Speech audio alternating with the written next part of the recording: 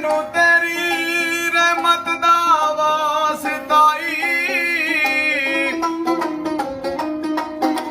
ਤੱਕ ਐਬ ਮੇਰੇ ਉੱਤੇ ਪਾਈ ਪਰਦਾ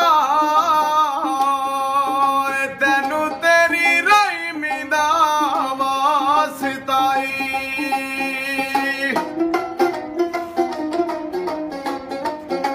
ਜਿਸ ਦੇ ਸਦਕੇ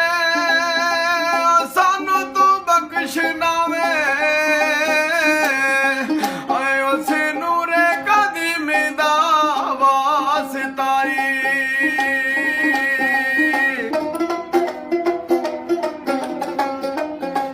ਸੁਣ ਰੱਬ ਦੇ ਮਹਿਬੂਬਾ ਸੁਣ ਰੱਬ ਦੇ ਮਹਿਬੂਬਾ ਤੇਰੀ ਕੀ ਸਿਫਤ ਕਰਾਂ ਤੂੰ ਰੱਬ ਦਾ ਪਿਆਰਾ ਵੇ ਤੇਰਾ ਕਲਮਾ